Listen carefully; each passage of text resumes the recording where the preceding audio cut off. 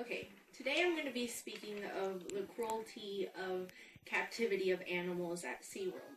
This picture that I have right here is not entertainment, does not represent entertainment.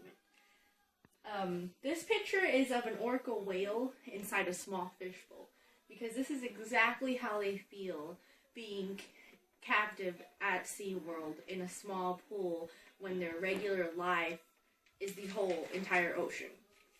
So this picture represents, it is a example of how they feel, of how they are in these environments. So the reason I was influenced by this, as everybody knows, for a while now, I mean, animals have been captivated into outside of their environments and brought into a whole new different areas of life.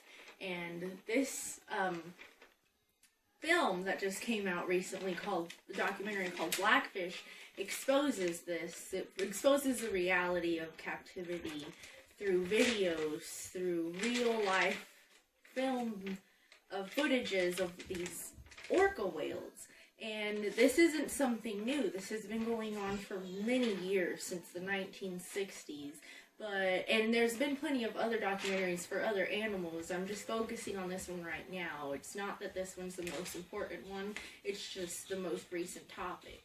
So I'm going to start with 1961 is the first recorded event of a killer whale being captivated from Iceland. It was a female whale, and they put her in a pool overnight, and she just crashed into the walls of the pool all night. And the next day she passed away. Her death was the very next day. And that already right there shows that was a bad start of experimenting on captivity. Following that, there was a controversial capture in 1970s with a total of 7 adolescent killer whales dying and one female mother passing away from drowning through the net trying to save her baby whale, having her belly slip from the nets. And around this time, this film focuses on one protagonist. His name's Tilikum. He is one of the main male orca whales in all of SeaWorld for the past few years. He is very controversial because in the past few years he's been involved with almost 7 deaths and incidents, tragedies of trainers getting injured. And the reason I'm talking about this is because, is it their fault or is it our fault? The media portrays it as, oh, these whales are savages, they're crazy, but in all reality, they're so smart. These mammals they have a part of their brain, that we don't even have, that we don't even know of, and they have so much intelligence in them. So it angers me that the media will blame them. It was their fault, when all these autopsies of all these people that have passed away, it has been clearly, not saying it has been clearly their fault, it's definitely has been a sort of reaction to the way they've been treated in captivity. After he was put in captivity, he was taken away from his home when he was 2 years old. So you can kind of see that. If you can relate to that yourself, if you were to be captured when you were taken away from your whole entire family, from your whole environment, you would grow up a little different. You would grow up, not knowing things. And the thing is, these are little facts of how, I have a few little facts that represent how inaccurate and how different they grow up living in the wild and living in captivity.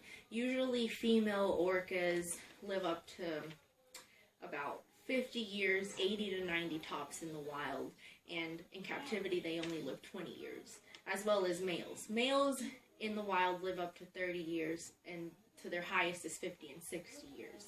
They also, if you've noticed on orca whales, they have this little collage, they have little kind of, their fins look like this, and it's because of their collagen of their fins, the way the chemicals are in their water, the bleach and chlorine. They're not used to those things. That's not what their bodies are meant for. They're meant for the salt water. They're meant to be out in the open and free.